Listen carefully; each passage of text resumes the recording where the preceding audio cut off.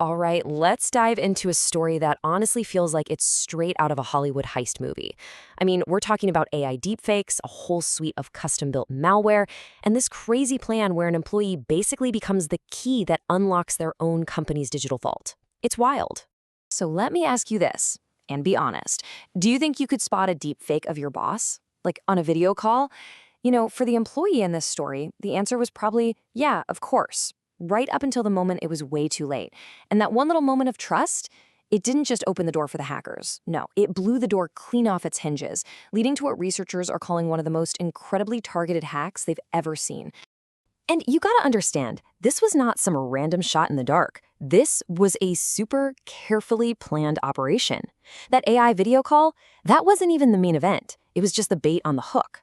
The real goal here was much bigger, to get inside a specific macOS system and walk away with millions in assets. So the big question is, how on earth did they pull this off? Well, it all starts with phase one, the lure. And just like any good con job, the attackers knew they couldn't just rush in. First, they had to build trust. They had to set the stage before springing the trap. And what's really striking about this whole thing is the patience they had. This was not your typical sloppy phishing email. No, they started by taking over a Telegram account of a well-known crypto executive, and they just talked. They built a relationship over time, so the whole thing felt totally normal. So when that Calendly link for a meeting finally shows up, why would you be suspicious? But of course, that link wasn't going to Zoom. It was a one-way ticket straight to the attacker's server. Okay, and this is where the AI comes into play, and it's pretty slick. The employee clicks the link, joins the call, and boom, there's the CEO on video. A deep fake, but just convincing enough. But then the hackers introduce a problem that's actually a brilliant part of the plan. The audio isn't working. And this wasn't some random technical glitch. Oh no. This was a core feature of the attack. See, that fake audio issue? It was the perfect excuse. It was the perfect way to turn the victim from a target into an accomplice, without them even realizing it.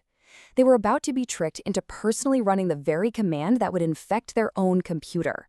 They literally weaponized the human instinct to be helpful. The employee, just trying to get the meeting started and fix the audio, gets sent to a web page with some troubleshooting steps.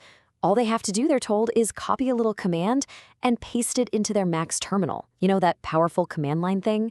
To the employee, it probably just looked like some standard IT fix. But what they actually did was personally execute the malware. They basically unlocked the front door and held it wide open for the attackers. Okay, so the attackers are in. Now it's time for phase two, unleashing the arsenal. And we're not talking about just one piece of malware here. They came prepared with an entire 7-piece toolkit, all custom built for this one job. Yeah, that's right, 7. Not 1, not 2, 7 different types of malware, all on one computer.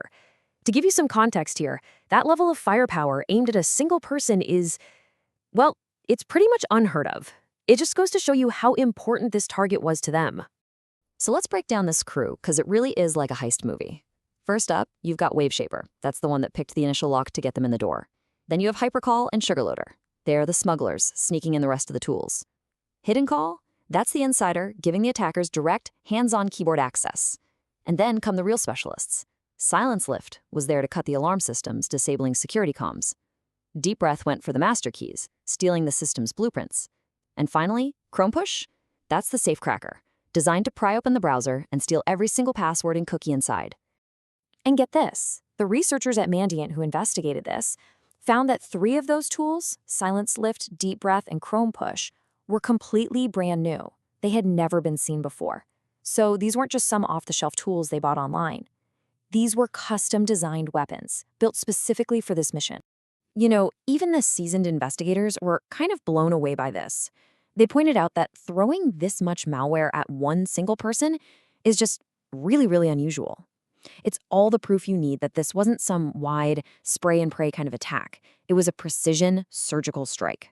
Which, of course, brings us to the final part, the payout. Why go through all this trouble? What was this incredibly complex operation all about? Well, the answer really has 2 parts. So first, there's the obvious one, money. Plain and simple, they wanted to steal cryptocurrency. But they were also playing the long game here. See, every single piece of data they stole, that was intelligence. It was fuel for their next attack, to make their next deepfake, their next con, that much more believable. And when I say they took data, I mean they took everything. We're talking keychain credentials, all the browser data, private shots from Telegram, your Apple Notes. They even installed a keylogger to record every single thing the person typed. They didn't just break into the computer, they basically vacuumed up its entire digital soul. So when you step back and look at this whole thing, what's the big takeaway? Why does this one attack matter so much? Because really, it points to a massive shift in the kind of threats we're all starting to face. The real danger, the really scary part, is the fusion of tactics. We're not talking about a social engineering attack or a technical hack anymore. This is both, blended together seamlessly. They used cutting-edge AI for the human side of the deception, and then followed it up with a military-grade malware toolkit to do the dirty work. It's a seriously powerful and frankly alarming combination. And it means we have to start thinking differently about security. It's not just about firewalls anymore. It's about defending against perfectly faked trust. And all of this leaves us with a really big, kind of scary question. If anything, this attack proves that the old saying, seeing is believing, well, that's officially dead. So as this kind of AI-powered deception gets easier and more common, how are we supposed to verify who we're talking to? What does it even mean to trust what you see on your own screen?